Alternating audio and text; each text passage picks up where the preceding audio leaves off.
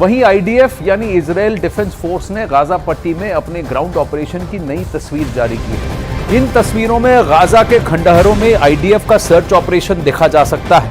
IDF अपने साथ tank और खोजी कुत्तों को भी साथ लेकर गई है। यह गाजा में ग्राउंड ऑपरेशन की ताजा तस्वीरें हम आपको अभी दिखा रहे हैं स्क्रीन पर अखाड़ा में, जिसमें आप बमबारी के बाद गाजा की ताजा हालत और इजरायली सेना की मुस्तैदी भी देख सकते हैं। लेकिन सबसे बड़ी बात यह है कि आईडीएफ ने यह दावा किया है, जहां उनके खोजी कुत्ते स्निफर डॉग्स के साथ साथ आईडीएफ के पर्सनल आप देख रहे हैं फौजी ग्राउंड पर हैं, इन्होंने ऐसे वीडियोस भी जारी किए हैं जहां स्कूलों के अंदर, मस्जिदों के अंदर और अस्पतालों पर इन्होंने हमास के रॉकेट लॉन्चर बेसिस को भी एक्सपोज किया है। एक तो स्कूल के अंदर ही बड़ा रॉकेट लॉन्चर इन्होंने दिखाया और कहा है कि देखिए इजराइल जो क्लेम करता था हमास वही कर रहा है, रिहायशी इलाकों का गलत इस्तेमाल हमास कर रहा है।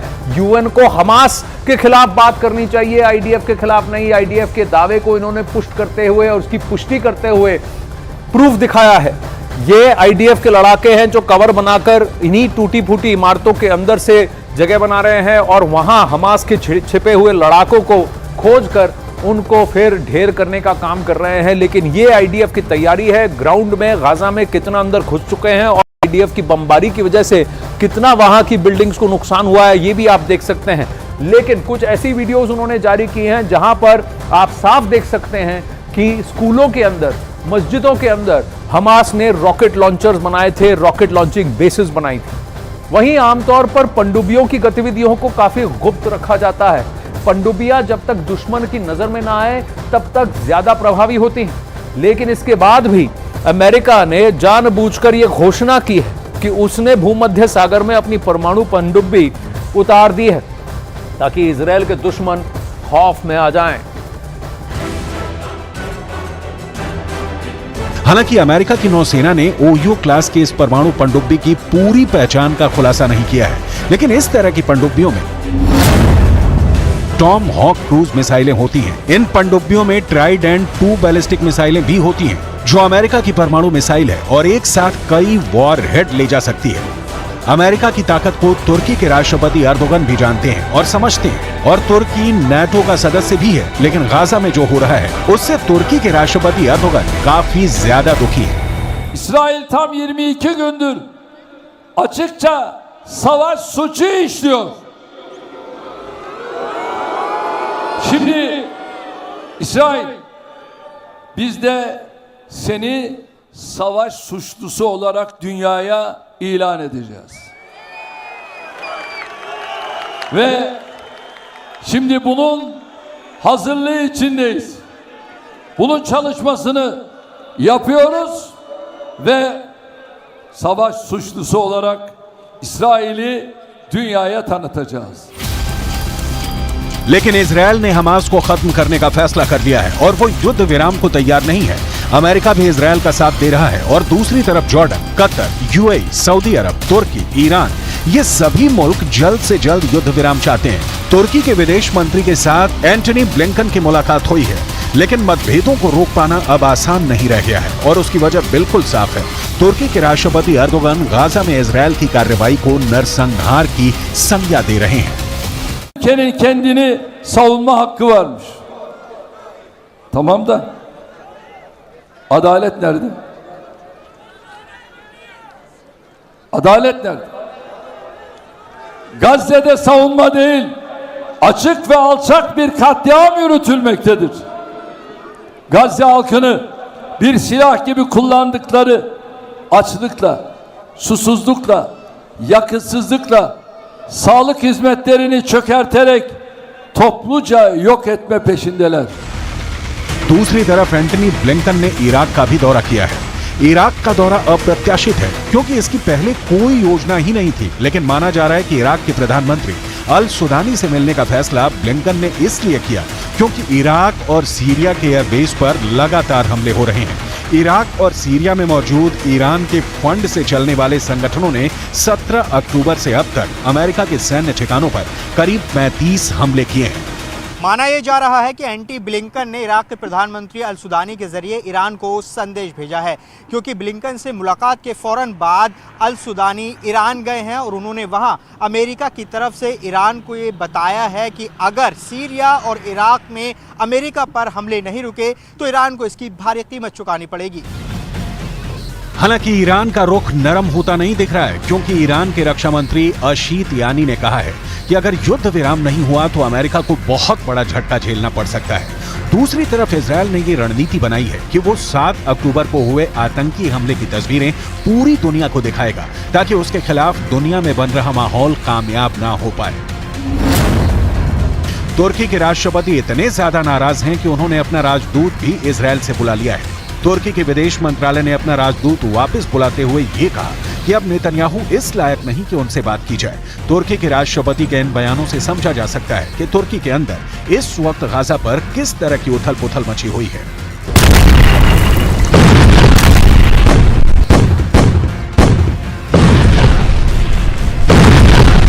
Ülkenin kendini savunma hakkı varmış. Tamam da adalet nerede? Adalet nerede? Gazze'de savunma değil, açık ve alçak bir katliam yürütülmektedir. Gazze halkını bir silah gibi kullandıkları açlıkla, susuzlukla, yakıtsızlıkla, sağlık hizmetlerini çökerterek topluca yok etme peşindeler. कुल मिलाकर अगर Gaza में ऐसे ही Israel बम बरसाता रहा तो पूरा waste Asia अस्थिर हो सकता है।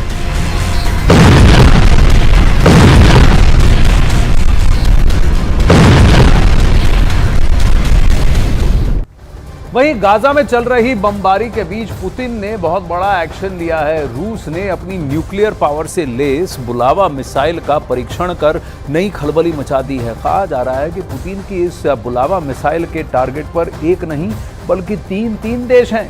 यही बात ज़ेलेंस्की और बाइडेन के बाद नेतन्याहू को भी परेशान कर रही है। Боевая тревога, ракетная атака. Боевая тревога, ракетная атака. 3, 2, 1. Время старта.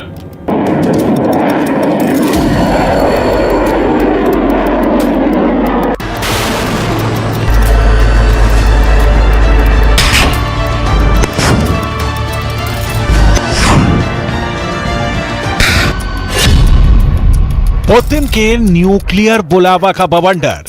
По морской цели. 1, 0. 0. पानी वाली मिसाइल से पुतिन करेंगे विनाश।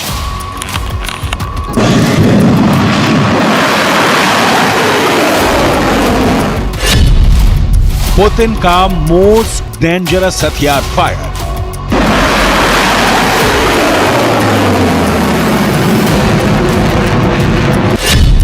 एक बुलावा, 3 शिकार। पुतिन ने अपने हथियार भंडार से अब वो निकाला है जिससे तबाही की कहानी इतिहास ने ना कभी देखी ना कभी सुनी है।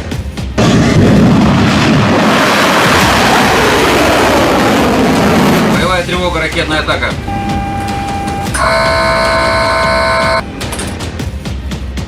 रूस ने अपने हथियारों के जखीरे में एक और महाविनाशक हथियार शामिल किया है। रूस की नई परमाणु पनडुब्बी से परमाणु शक्ति संपन्न बुलावा मिसाइल दागकर रूस ने सफल परीक्षण किया है। यह बुलावा मिसाइल अमेरिका तक मार कर सकती है। रूस की परमाणु चालित पनडुब्बी इंपीरेटर अलेक्जेंडर 3 ने न्यूक्लियर हथियार ले जाने में सक्षम बुलावा बैलिस्टिक मिसाइल का परीक्षण किया। 3, 2, 1. Время старта.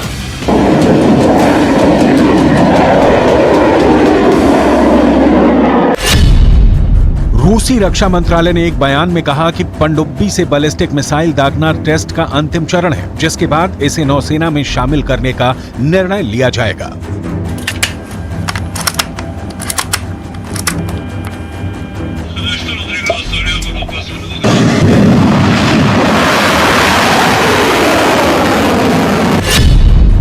रूस की ओर से जारी बयान के मुताबिक मिसाइल रूस के उत्तरी तट के पास सफेद सागर में पानी के नीचे लॉन्च की गई। अंतर महाद्वीपीय मिसाइल ने रूस के सुदूर पूर्व में मौजूद कामचटका प्रायद्वीप पर एक टारगेट पर हमला किया। इस दौरान मिसाइल ने हजारों किलोमीटर का सफर तय किया और टारगेट को हिट किया।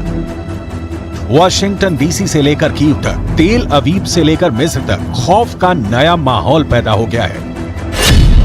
बुलावा मिसाइल की बात करें तो ये 12 मीटर लंबी है, जिसकी रेंज लगभग 8000 किलोमीटर है। ये अपने साथ 6 न्यूक्लियर हथियार ले जा सकती है। रूसी नौसेना की ये एक बड़ी ताकत है।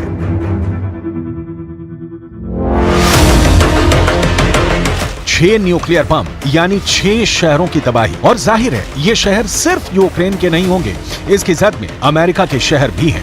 रूस ने अमेरिका तक मार करने वाली मिसाइल का परीक्षण करके पश्चिमी देशों को कड़ा संदेश दिया है। ये मिसाइल रूस का सबसे खर्चीला हथियार कार्यक्रम बताया गया है। बुलावा मिसाइल की ताकत रूस को इस क्षेत्र में अभेद बनाती है। बुलावा मिसाइल जिस नई पनडुब्बी से लॉन्च की गई उसकी डिटेल समझनी भी बहुत जरूरी है। इम्परेटर अलेक्जेंडर 3 नई बोरेई श्रेणी की परमाणु पनडुब्बी में से एक है, जो 16 बुलावा मिसाइलें ले जा सकती है। नौसेना के पास बोरेई क्लास की 3 परमाणु शक्ति से चलने वाली पनडुब्बियां हैं। एक का परीक्षण पूरा हो गया है, 3 अभी निर्माणाधीन है। रूस ने बुलावा की फायरिंग का वक्त नहीं बताया, लेकिन जब आप इस बुलावा मिसाइल की खासियत जानेंगे तो क्लियर हो जाएगा कि वक्त किन देशों का खराब हो सकता है बुलावा फायर होगी तो। क्योंकि कहा जा रहा है एक बुलावा का 3 शिकार है। पहला अमेरिका, दूसरा इजराइल और तीसरा यूक्रेन।